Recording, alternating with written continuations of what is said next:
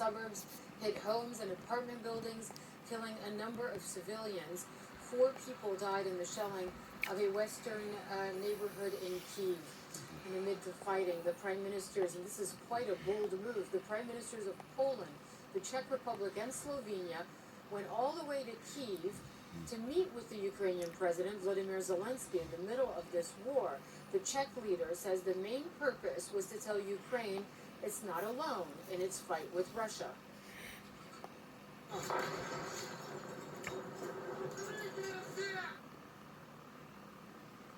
And this is video from Ukraine's second largest city, Kyiv, in the east. Local officials report 65 instances of shelling on Monday alone, with 600 residential buildings destroyed since the invasion began. Civilian evacuations were interrupted on Monday by the renewed attacks. Kharkiv's mayor says 50 schools, plus medical facilities and hospitals, have all been attacked. Unfortunately, shelling is continuous, both in the center part of Kharkiv and in suburbs. It just continues, incessant shelling and firing, and it seems like it has actually increased towards the evening, and we've had more airstrikes, and it seems like more of them actually hitting at residential blocks and buildings, infrastructure of the city. So basically the situation is dire. Well, the situation is dire also in Mariupol, the southeastern port city. People there are also desperate for help. A local official says Russian troops are holding doctors and patients against their will at a hospital.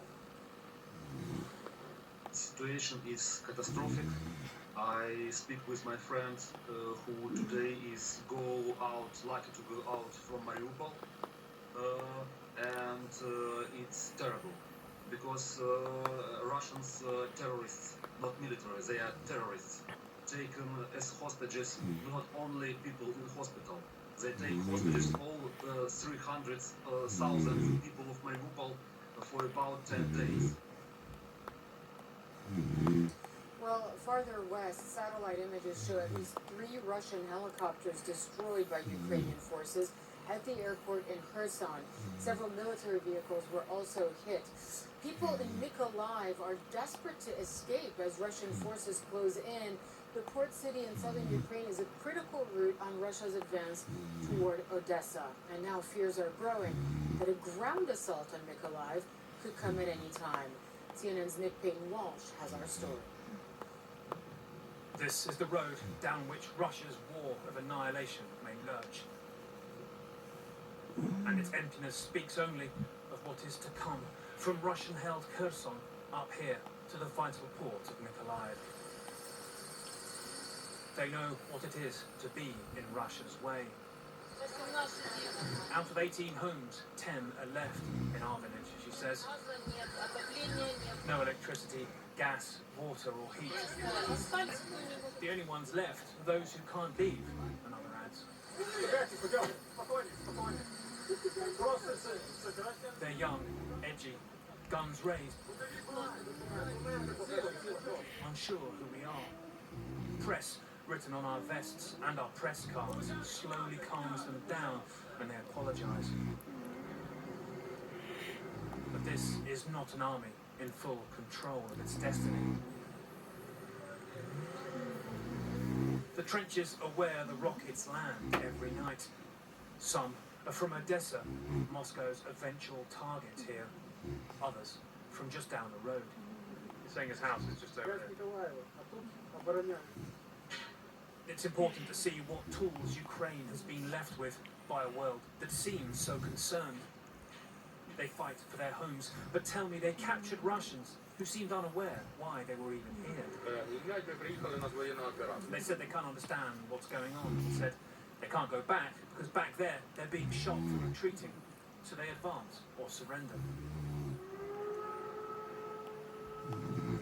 Dust in Mykolaiv has sounded this way for weeks. But unbroken morale takes different forms. And this is a police chief driving a birthday gift to the governor with a captured Russian machine gun soldered onto it. It does not distract from the seriousness of the twilight world in which his colleagues work.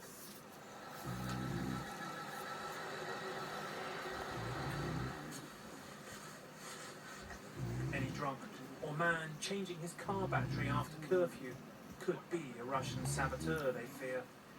There really is no way to check by looking at phones and in trunks.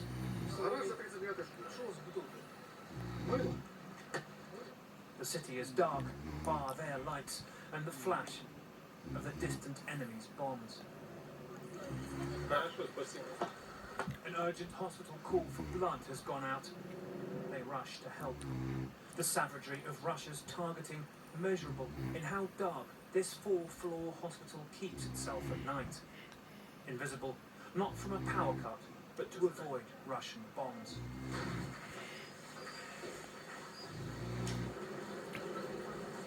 Mykolaiv has been fearing encirclement for days. There is heartbreak for those who leave.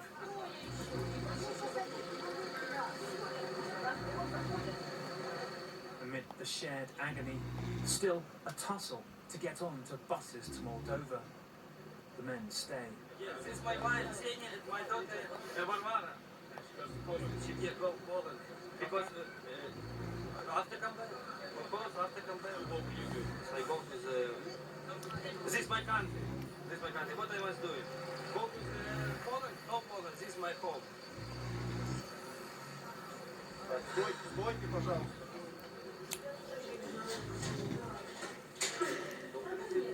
And there is heartbreak for those who stay. Svetlana lost her husband in a rocket attack Sunday that killed 9 outside a shop.